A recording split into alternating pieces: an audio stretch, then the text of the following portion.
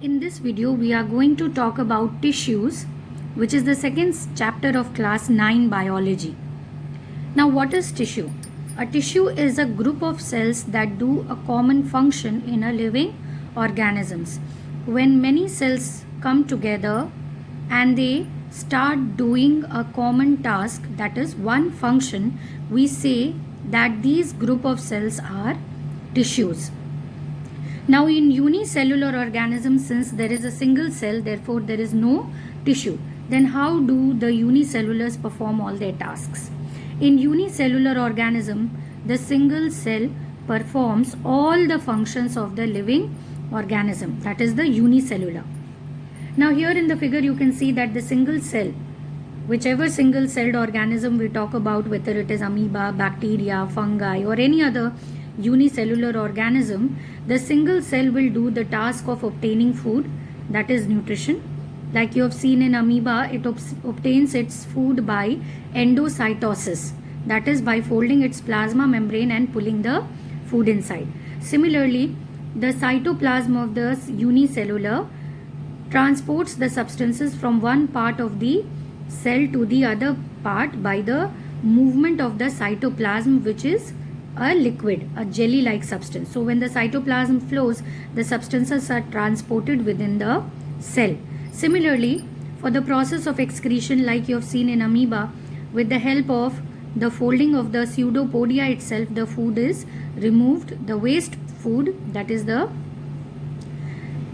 undigested food from the cell, is thrown out of the body in the process of excretion. Similarly, by diffusion, the respiratory gases are exchanged between the environment and the cell. O2 moves in by diffusion and CO2 moves out by diffusion. Similarly, if the unicellular has to make any response to a stimulus which is present in the environment, the single celled organism will do it with its single cell. So, in short, we can say that the single cell organism performs all its functions without the help of any tissue by its single cell. Then what was the need for the formation of tissue? We will see next.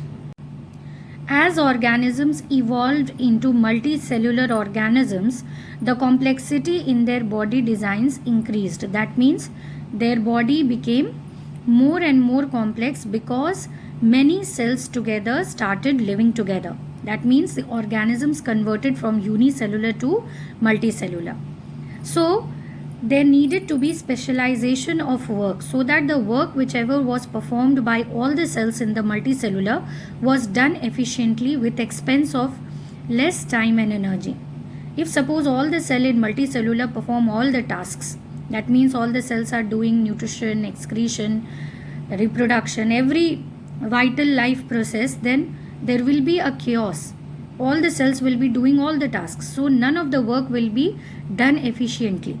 So it was required that the cells divided their work amongst themselves, and this led to the formation of tissue. The most important aspect of the formation of tissue is the division of work. Different group of cells took up different tasks. Now this is the most important advantage of the formation of tissue. Since there was division of work, the work was divided into different groups, there was better efficiency. That means the task was performed in a very better way. That means in a very good way. Next, there was more time management. If different groups were doing different tasks, therefore at the same time many tasks could be performed. Many work could be done at the same time. Like for example, if you take your own body, in our body we have different organs which are made up of different tissues. At one time our body is doing many tasks because each task is performed by a different tissue. So it helps in better time management. It helps in better utilization of energy in the body. That means if every group has to do a particular task, it will require energy for that particular task only. So we will be able to distribute the energy in a better way with minimum loss.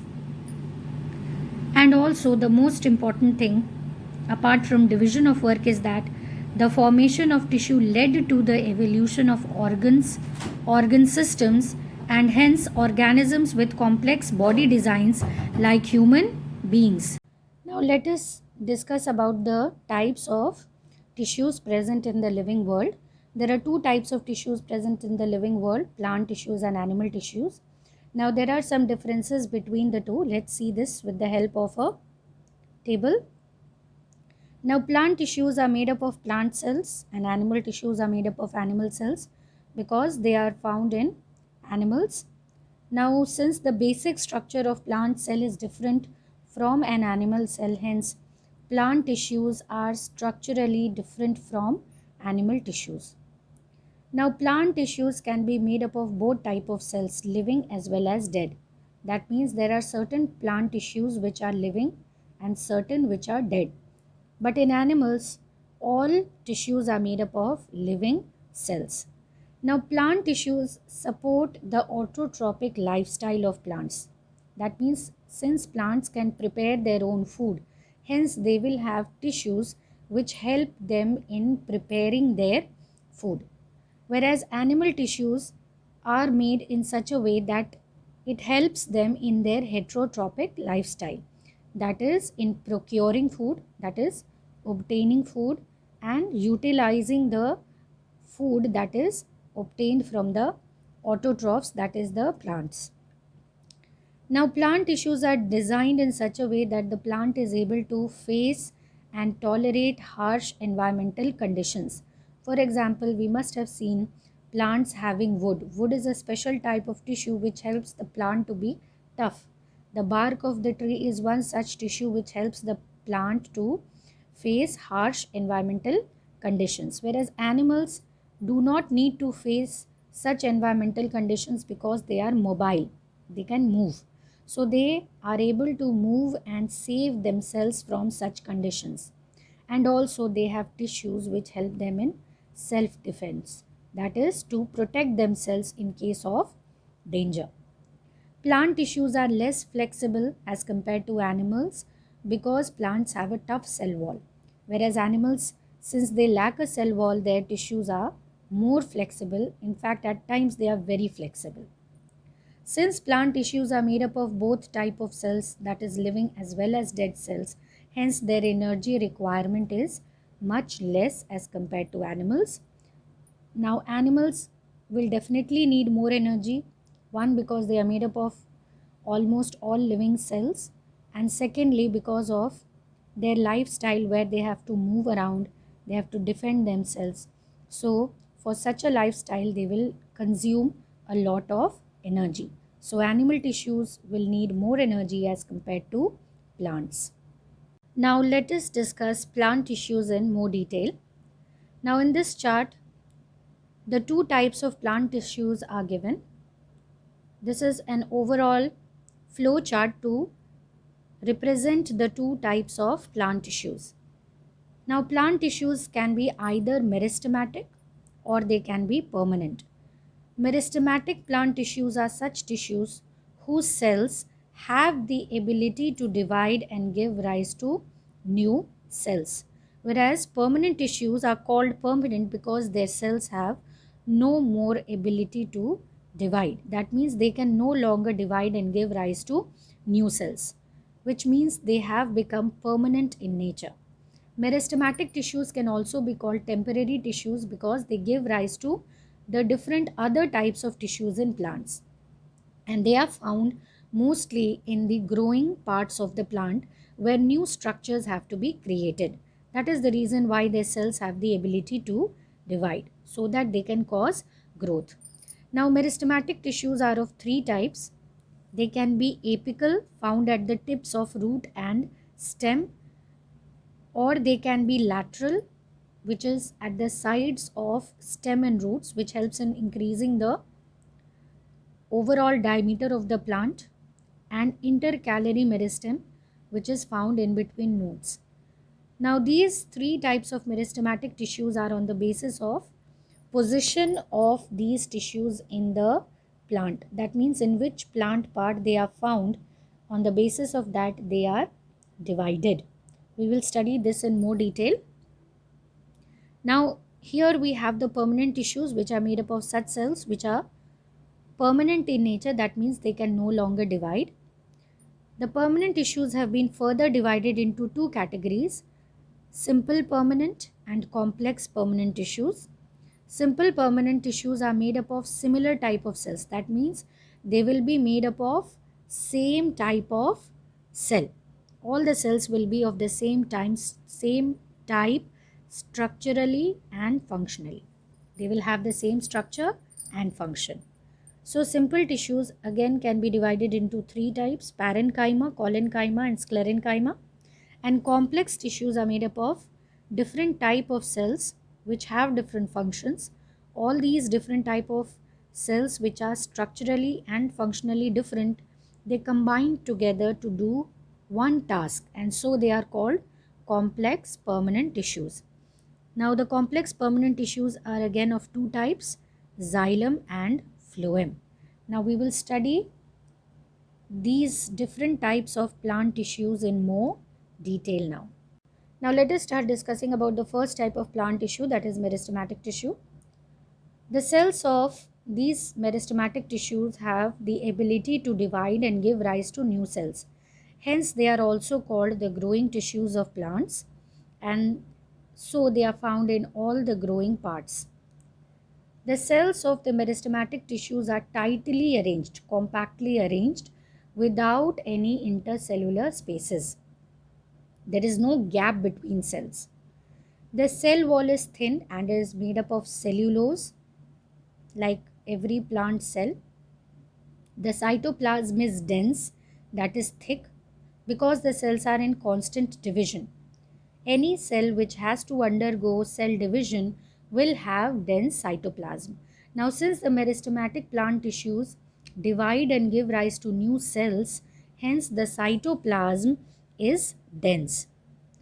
Now, since these cells divide repeatedly and give rise to new cells, so they do not have a lot of waste or storage material. That is the reason why they have small vacuoles, or mostly the vacuoles are absent, because they have nothing much to store in the storage bags.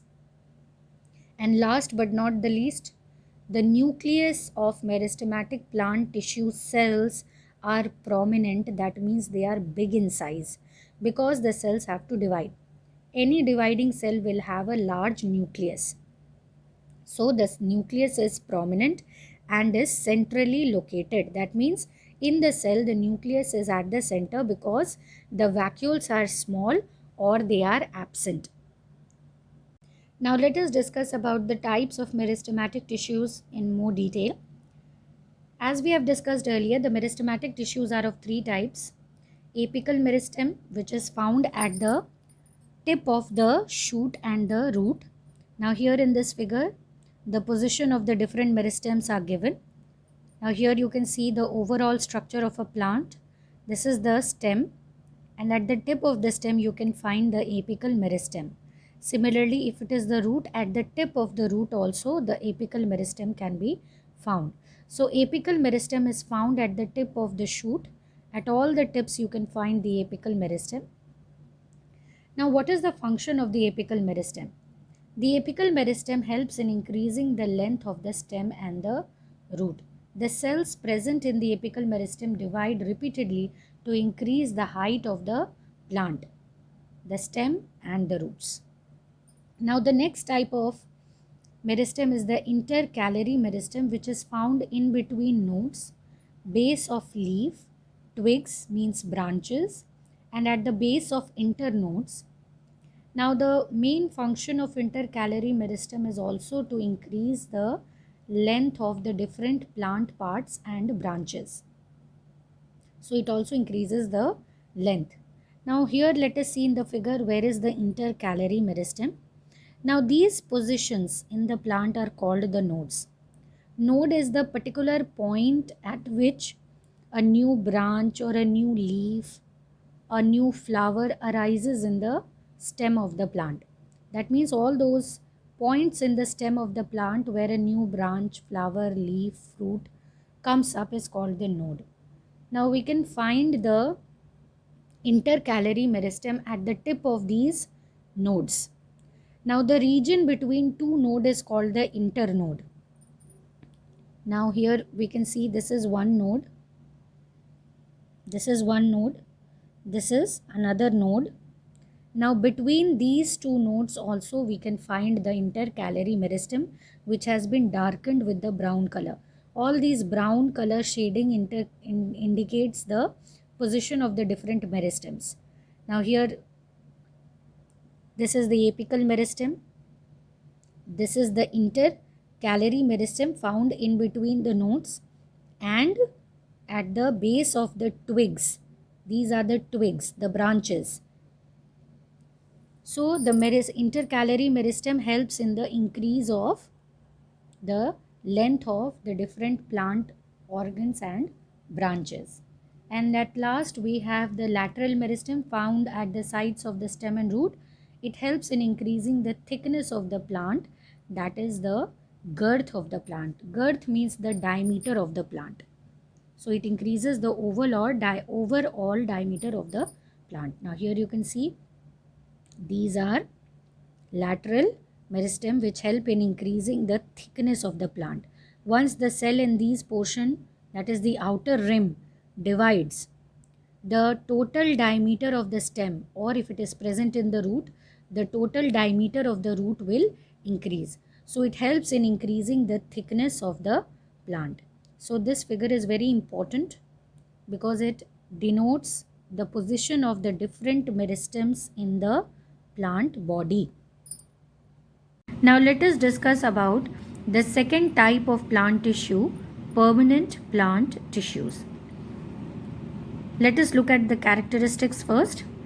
The cells of the permanent plant tissues have lost the ability to divide. That means they can no longer divide and give rise to new cells. That is the reason why they have become permanent in nature. Cells are differentiated because the cells have taken up a permanent shape, size and function. They have thicker cell wall as compared to meristematic cells. The cells may be both living as well as dead. If the cells are living, they will have the cellular components like vacuole, cytoplasm and nucleus. The vacuole of the permanent plant tissues are large and are found at the center. The nucleus, since the vacuole is large, will be found near the boundary of the cell. Now, how are these permanent tissues formed? The permanent tissues are formed from the meristematic tissues by the process of differentiation. Now, differentiation is a very important process that results into the formation of permanent plant tissues from the meristematic tissues. Now, what is differentiation? Now, differentiation is a process in which the cells change from one type of cell to another type of cell for specialized function. That means they change their shape, their size according to the function they have to perform. Now, once they take up a specific shape, size, which is structure, and function, that is called differentiation. So differentiation means the formation of specialized cells for special functions in the plants from meristematic tissues. Now let us discuss about the first type of permanent tissue, that is simple permanent tissue. Simple permanent tissues are called simple because they are made up of only one type of cells which have the same structure and function. The simple permanent tissues are of three types: parenchyma, collenchyma and sclerenchyma. Here we are discussing the first type, parenchyma. Now parenchyma is the most abundant plant tissue which is found in almost all parts of plant. Now let us see the location of these parenchyma tissues. It is found in the leaf, stem, roots, flower, fruits, endosperm of the seed, that is the part of the seed which stores food for the embryo of the plant. So it is found in many places. Now the characteristics of permanent plant tissue parenchyma is that of course it is made up of living cells because it is a permanent tissue. The cells are rounded and oval. Intercellular spaces are present. The cytoplasm is dense and the cell wall is made up of cellulose. Now, there are some special parenchymatous tissues found in plants in different parts. Now, parenchyma, which is found in the leaf containing a lot of chlorophyll, is called chlorenchyma. Chlorenchyma is special parenchyma which is containing chlorophyll, chloroplasts for photosynthesis. Now, in plants which live under water, the parenchyma has large intercellular spaces which helps in trapping a lot of air. This trapped air gives the plant buoyancy, that is, ability to float. Now, such kind of parenchyma found in the aquatic plant is called aerenchyma. Aerenchyma means parenchyma with a lot of air spaces, which helps the aquatic plants to float. Now, let us see the structure of parenchyma with the help of a diagram. Now, here in this figure, we can see the transverse section of parenchyma. That means if we cut through a parenchymatous tissue horizontally, we will get to observe the cells like this. Now, this is what we will observe under a microscope if I cut a parenchymatous tissue horizontally. Now, here in this figure, you can see that the cells of the parenchyma are oval and there is intercellular space between the cells. Here you can see the intercellular space is marked. Intercellular space means the gap between two cells. You can see the large vacuole at the center, the characteristic of permanent tissues which we discussed, and the nucleus is at the side because the vacuole has taken the central position. Now, this is the longitudinal section. That means if we cut through the same tissue vertically, from top to bottom, if I take a slice and if I put it under the microscope and then I observe, I will see the cells of parenchyma like this. The cells are oval, there is intercellular spaces, the vacuole is at the center and the nucleus is at the side. So, this is what parenchyma will look under the microscope. Now, let us see for the functions of parenchyma. Now, since parenchyma is found in almost all parts of plant, hence it forms the basic packaging tissue. That means it holds the other cell parts and tissue parts of the plant together. Hence it provides strength. It also stores food. It performs photosynthesis in leaves, the chlorenchyma. It gives buoyancy in aquatic plants, the aerenchyma. It helps in conduction of water and food. That means it helps the xylem and phloem to conduct water and minerals and food in the phloem, which we will discuss when we are discussing the complex tissues. The intercellular spaces present between the cells of parenchyma helps in the movement of gases. Since plants do not have respiratory system like we do have, the intercellular spaces provide easy passage for the gases through the plant body to reach the innermost cell. Now let us talk about the second type of simple permanent tissue, that is collenchyma. Now before we discuss about the collenchyma, let's first understand a very simple example. You must have seen young green stems. If you try to break them, they will not break away easily. Rather, they will bend or become loose, but they will not break like a stick. Now, this ability of the plant to bend without breaking is due to a very important plant tissue called collenchyma. It makes the plant very flexible so that it does not break off easily. Now, where can we find such tissue? It will be found in the leaf stalk. If you try to pluck a leaf, it will offer some resistance because of collenchyma. It will not break off easily because of collenchyma, which makes it rigid. It is found under the epidermis of leaf and stem. Epidermis is the outer covering of cells in leaf and all plant parts. So it is found under the epidermis of leaf, stem and roots. It is found mostly in all the young green stems, the thin stems which are found in a plant which has just come out of a seed and has started growing. It is also found in the leaf veins. Leaf veins are the pipes which carry water, mineral and food. So these are the locations of collenchyma in the plant body. Now let us see the characteristics of collenchyma. Collenchyma cells are elongated and polygonal. They have a thick cell wall made of cellulose. The cells are living in nature. The corners of the cell wall have extra cellulose to make it more strong. Actually, this is the characteristic which gives it the ability to bend without breaking. It is the extra cellulose which makes the plant tough. The cytoplasm is dense with central vacuole and the intercellular spaces are much reduced as compared to parenchyma. Parenchyma have large intercellular spaces, whereas collenchyma has very minimized intercellular spaces. Now let us have a look at the structure of collenchyma, how the cells of collenchyma will look under a microscope. Now here this is the horizontal section or the transverse section of collenchyma. You can see the polygonal cells with the extra cellulose at the corners. These are the corners with more amount of cellulose which has been highlighted with dark green color.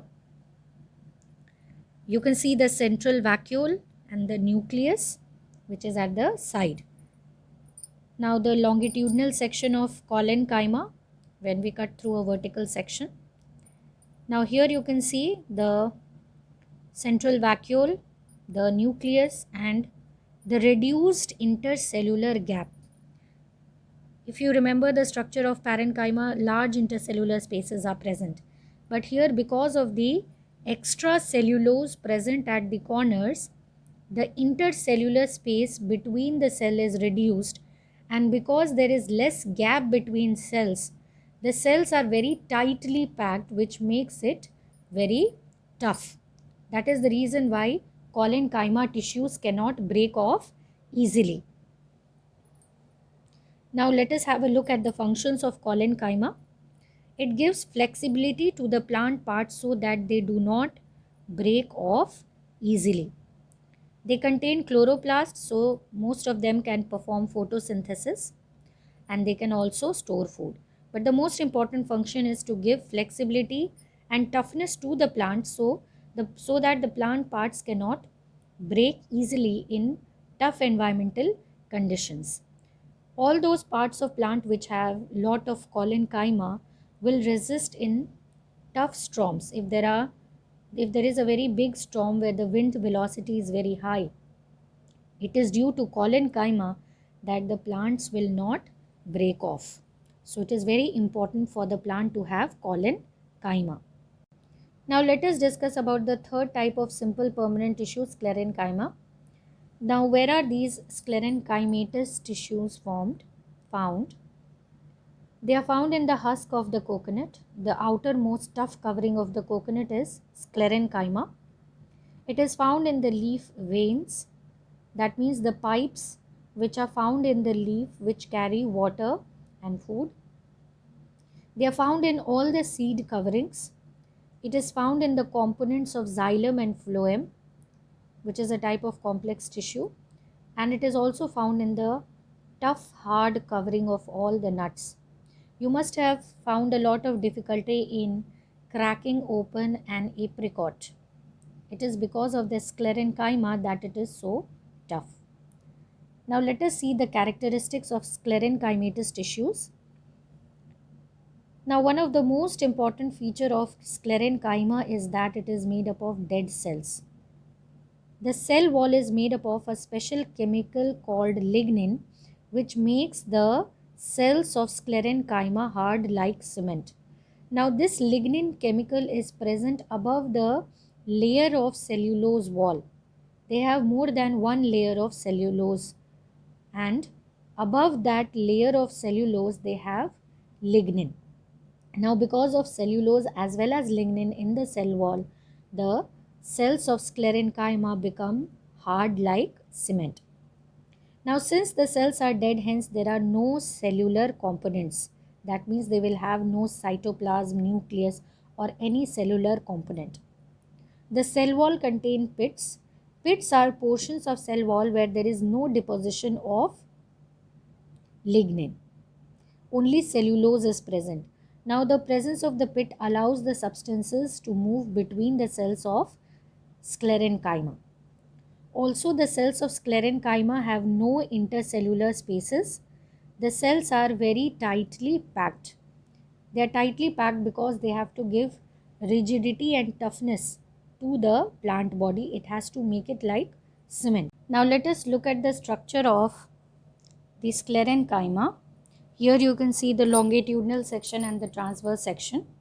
Now in the transverse section we can see that the cells are hexagonal and they have no intercellular space. The cells are very tightly packed. Now in the cell wall you can see there are two colors I have used. One is brown and the other is green. The brown color indicates the deposition of lignin and the green color indicates the cellulose in the cell wall. Now here you can very clearly see that there are gaps in the lignin in the cell wall. Now here you can see the green color is present. Now this is the portion of pit. The brown color is indicating the lignin, whereas the green color is indicating the cellulose. Now in the cell wall at many places the lignin is absent. Now this is the place where only cellulose is present in the cell wall. Now these gaps of the cell wall where only cellulose is present in the sclerenchyma cell is called pit. Now pit allows the movement of substances between two cells of sclerenchyma and the adjoining tissue. Also you can see that inside the cell there are no cellular components, it is completely empty. Now here you can see the longitudinal section of the sclerenchyma. The cells are narrow and thin, and of course you can see the pits and the lignin in the cell wall indicated by the brown color. Now let us talk about the functions of sclerenchyma. The sole purpose of sclerenchyma is to make the plant part tough and very hard. So its function is to provide rigidity and toughness to the plant. There are many plant fibers which we get from the sclerenchyma present in them. Like you have seen coir which we get from coconut, it is sclerenchyma. The jute from the jute plant is again a type of sclerenchyma tissue.